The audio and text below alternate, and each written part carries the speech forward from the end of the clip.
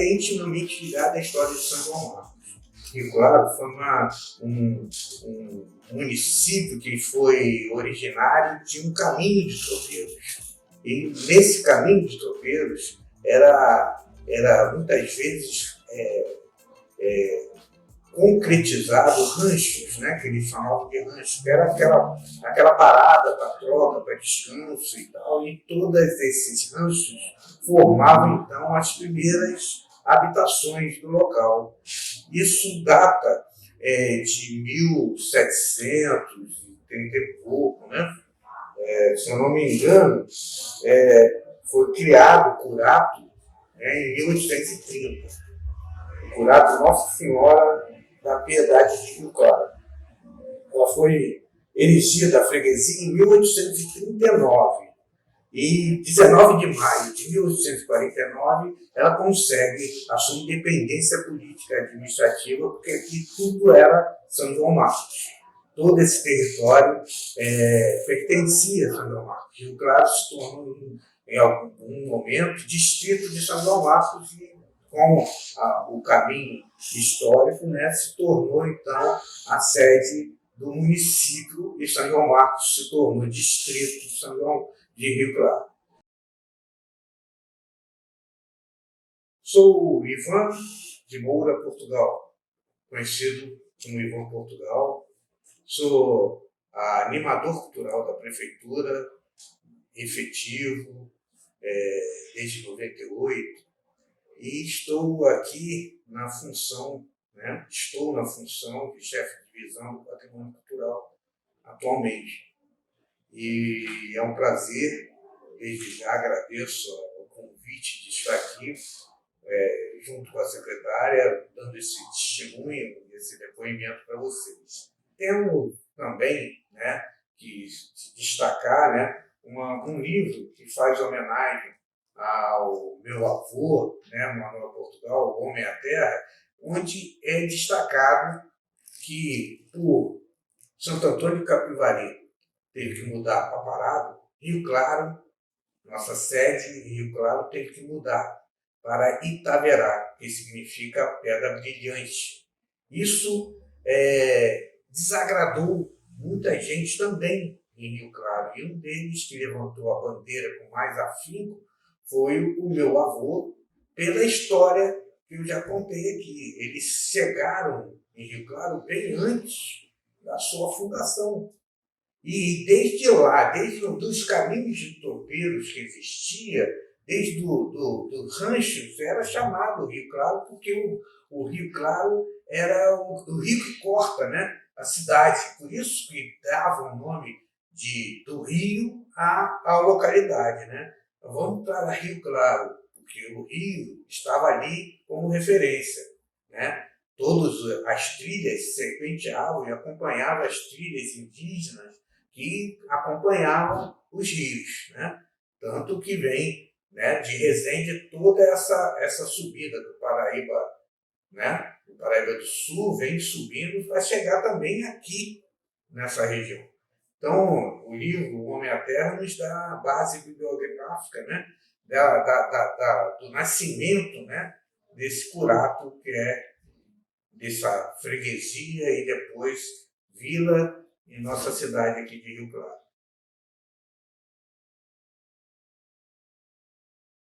Tinha tratamento de água em São João Marcos, tinha um hospital, tinha uma rede de prosperidade, 2 fábricas de tecido, né, que davam a São João Marcos, junto com a sua população urbana, 20 mil habitantes. O destaque dessa foto, né, tem um dos primeiros fulviômetros, né, que media a umidade do ar pela altura que São João Marcos era, né, dava a questão das chuvas, né? Aqui é a lateral, casa do Capitão Mor, e essa é o destaque da casa do Capitão Mor. E a praça, as 2 praças, né? Até chegar na porteira, onde é a cidade. Hoje, isso era o hospital. Hoje é essa região que abriga o centro de memória, o anfiteatro, e aqui é a primeira ruína, é a Casa do Forno, uma padaria. Corta essa em direção a Mangaratiba a o que denominou-se, né, com o tempo, a Estrada Imperial, o Caminho Novo, né? Isso em 1939. Tudo que vocês estão vendo é 1939, fotos até da White mesmo, cedidas para nós. E em 1904 e 1905, quando começou-se a ver a Revolução no centro de cidade de Rio de Janeiro, e começou-se a falar da represa do São João Marcos, a represa de Laje, né, começou-se então a derrocada. Politicamente, São João Marcos tinha pedido projeto político, né, com a República, e aí veio e as fábricas de tecido saíram de São João Marcos. Dizem que muitos foram para Bangu e fundaram então a fábrica de tecido Bangu, com muito marquecense indo para trabalhar lá, né?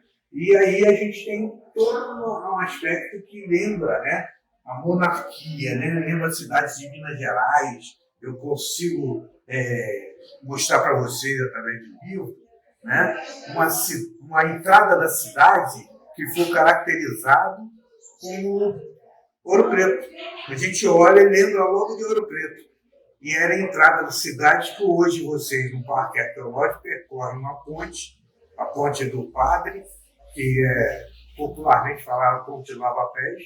Vou mostrar para vocês, se vocês entenderem como é que é a herança cultural que foi perdida com essa derrotada toda. Lá em São João Marcos nasceram grandes expoentes da literatura até a personalidades que fizeram a história do Brasil, contribuíram para a história do Brasil. Com 33 anos de vida, ele foi conhecido internacionalmente pelas suas poesias e sobre as suas obras.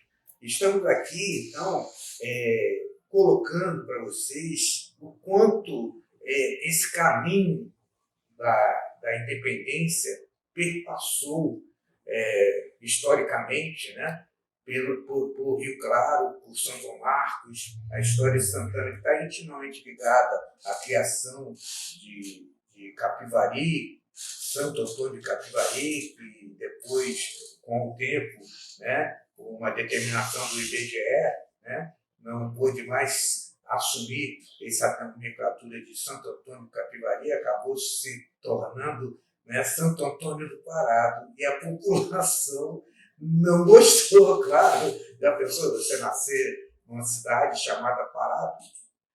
A gozação, as brincadeiras, as troças, isso era natural, né? Quem nasceu em Parado é preguiçoso, essas coisas todas. Então a população não estava satisfeita, e no advento do Amaral Peixoto, né, naquela coisa da intervenção que teve no Brasil depois da República, né, em 1945 e 46, por aí, os aliados se juntaram e, em homenagem à Lídice Tcheca, que foi arrasada pelos nazistas, né, a população e a própria cidade desaparecemos do mapa. Uma história riquíssima que eu sugiro também que vocês pesquisem. Cada país tinha que colocar o nome de Lídice, uma rua, uma praça ou uma cidade, enfim, ficaria à vontade. E o Amaral Peixoto, então, para resolver essa peleja, né, resolveu, então, que Lídice existisse aqui em Rio Claro. E a gente, então, tem essa Lídice como referência ao antigo e centenário município de Santo Antônio de Capivari. Por coincidência da vida, né, eu vim a ser um dos representantes da família Portugal, né? Eu vim para Rio Claro já há 20 e poucos anos, e ao tomar conhecimento da história da família, eu posso dizer a vocês que contribuiu muito. Os desbravadores, colonizadores, né, o fundador da família, Manuel Gonçalves Portugal, ele recebeu as 6 marinhas e os colonos ajudaram então a construir a estrada que hoje é conhecida, né, o Caminho Novo da Piedade, que juntou o caminho velho que ia para Paraty e para escoar o caminho foi primeiro para escoar mantimentos e ouro e diamantes para o Rio de Janeiro. E depois o nosso ouro negro, que foi o café. Toda a região do Médio Paraíba respondia praticamente por 12% da produção de café do Brasil. E aqui a gente tinha alguns grandes produtores responsáveis por isso. E o maior deles, né, que acompanhou Dom Pedro, né, um dos que aqui teve 4 ou 5 marquesenses, né, que acompanharam Dom Pedro no seu caminho para o Ipiranga, por abafar uma revolta que estava tendo em São Paulo e que ocasionou, então, a independência no caminho, desse caminho. E aí temos o Comendador Breves. O Comendador Breves foi, nessa época, né, o maior cafeicultor do Brasil, tinha 6.000 escravos, mais de 100 fazendas de café, e praticamente a sua sede, né, de negócios foi São João Marcos e tinha a sua morada no atual bairro de Praça 3, Fazenda da Grama. Quando o destaque da secretária deu para a igreja da Fazenda da Grama, é a igreja que os breves tinham de família. Atrás tem um cemitério. E o projeto vem a resgatar um sítio arqueológico que ali existiu e tem bastante história para contar. Temos também que falar, né, que por vantagens históricas, né, de sediar grandes barões do café, eles lutaram junto para que tivéssemos umas trilhas com pé de moleques, né, tivesse as trilhas conservadas, pouca coisa restou, hoje está em difícil acesso, mas ainda dá para fazer uma visitação e pegar partes dessa trilha com o pé de moleque ali. Aqui na Vila Velha tem um pedaço que, se Deus quiser, a gente vai ter a oportunidade de mostrar para vocês nesse documentário. Temos também, lá em São João Marcos, a Ponte Bela. Ponte Bela do Parque Arqueológico para frente, uns 300 metros, onde ali o comendador Breves trouxe toda a cantaria portuguesa da construção da ponte para passar o café para Mangaratiba, para o porto de Mangaratiba, onde ele também dominava a ilha de Marambaia, dominava o porto de Sauí, para tráfico de escravos, essas coisas todas.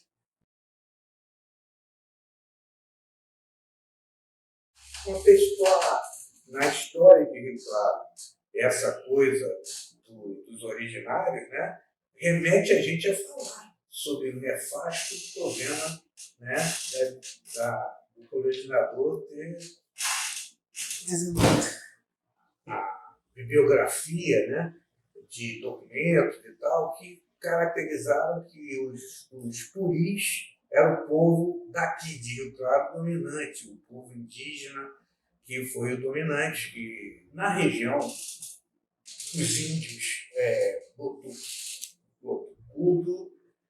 Puris e Coroado. Era nessa região toda, né? E aqui, o forte que eu fico estudando e ouvindo tradição histórica, assim, oral, é que o Puris que dominava essa área. E tinha alguma coisa de Colorado também, mas foram todos, alguns dizimados e outros foram jogados na paranga para aldeamento. Diante disso, o que eu posso mais a falar é que a fundação da cidade de Rio Claro, né, como eu falei, de 1849, com a sua independência política administrativa, a gente pode considerar também que em 1830, né, com o Curato, essa é 1849 foi a segunda fundação, né, do município que floresceu e chegou nessa administração brilhantemente valorizando a cultura, valorizando o turismo e a saúde e todas essas demandas que depois, pós-pandemia, a gente está reestruturando a vida, né? Resgatando isso, e convido a todos para fazer parte, né, no percorrer desse caminho com a história dos 200 anos, né, que vem de Santa Cruz, né, Itaguaí, Serra do Matoso, Rio Claro, e passa por trás da Matriz e segue para Pouso Seco, chega em Bananal e segue para o Ipiranga. Somos, então, cidades que precisam dessa valorização histórica. Precisa ser reconhecido que é um marco da cidade. Não foi uma independência heróica, foi uma independência de interesses econômicos, políticos, econômicos, mas que deixou seu legado com essas cidades que têm muito a oferecer no turismo cultural, no turismo de aventura. Somos aqui numa extensão de terra muito vasta de Mata Atlântica preservada. Temos aqui o ecoturismo, o turismo de aventura e o turismo cultural. Venham visitar. Muito obrigado pelo convite, tá? E fica assim.